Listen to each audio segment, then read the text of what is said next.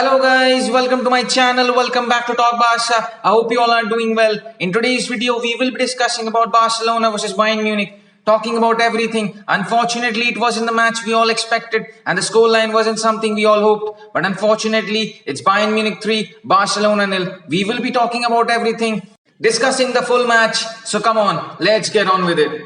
First of all, I would like to start with our lineup. It was a 3-5-2 formation opted by Ronald Koeman, and in goal, it was Marc-Andre ter Stegen, who I have to say in the night he was unlucky. He made 1 or 2 point-blank saves, especially the 2 saves from Leroy Sané, but it was not his night. He was a little unlucky. In the fullbacks, it was Jordi Alba and Sergi Roberto. Jordi Alba down that left-hand side, I have to say he was the only player from whom our threat was coming. He was lively, he was energetic. But on the other side, Sergi Roberto, I will be talking about him in a minute. The 3 centre-backs were Eric Garcia, Ronald Araujo and Gerard Piqué. Eric Garcia on the night, he was poor. The first goal came through a deflection from him.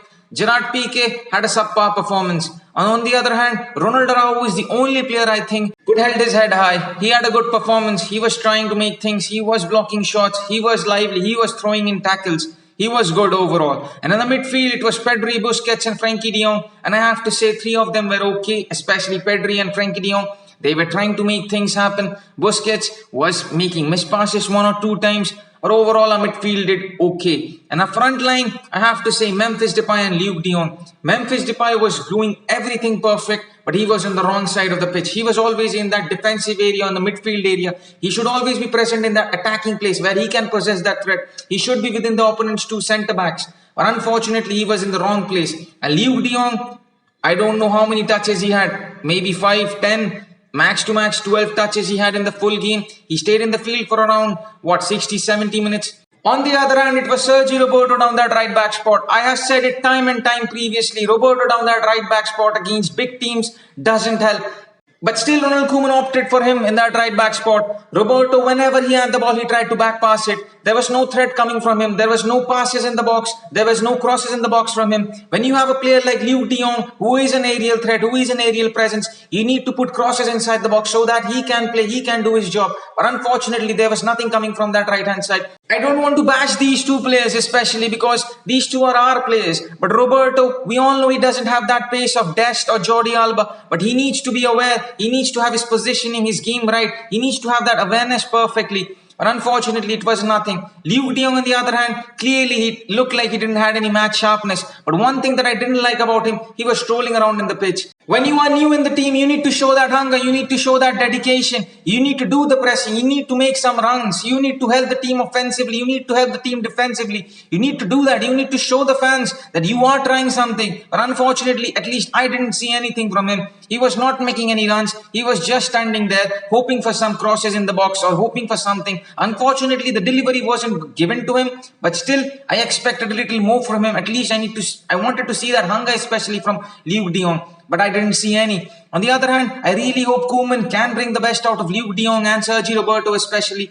I hope Luke de Jong can help us scoring goals because we are desperately light in our attack and we need some firepower in that forward line. On the other hand, Roberto, I hope really Koeman can bring the best out of him and he can help us out defensively or in the midfield, sometimes scoring goals or providing an assist for us. And one more thing, I don't know what Ronald Koeman was thinking. We all know he would have opted for a 3-5-2 formation. But with the 3-5-2 formation, what you have is that extra defender. But what you don't have is that extra forward. And when you don't have that extra forward, you are basically having 2 forwards. And you need to have 2 such forwards who can do the job for you completely. And why I especially wanted Youssouf Demir in place of Luke de Jong is because Youssouf Demir has that pace, has that creative quality. He can do the job for you. Because the problem that I saw last night with these 2 forwards was Memphis Depay was doing everything perfectly, but he was doing it in the wrong places of the pitch. He was not there where we needed him. He's such a player who should be in between the 2 opponent centre-backs and another player who can provide him that support. But unfortunately, he was dropping deep and Luke de Jong was standing there hoping for something or some delivery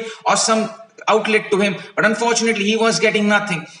I'm not saying if Youssouf Demir would have stayed or he would have played, we could have done everything perfectly. We could have won the match 5-0. I'm not saying that. But when he came on, he looked threatening, he looked lively, he was occupying that position on the right-hand side, and we at least looked more threatening. Because to be honest, guys, I'm not angry anymore. I'm just disappointed and deflated because it's becoming a regular thing. Against big teams in big competitions, we always fail, we always crumble.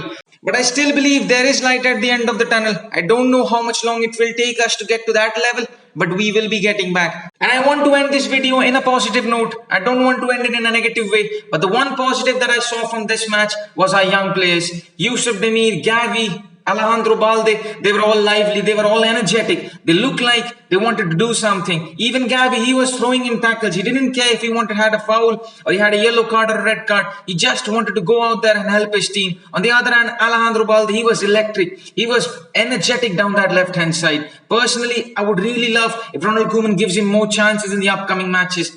And then Yusuf Demir, who looked as a threat down that right-hand side.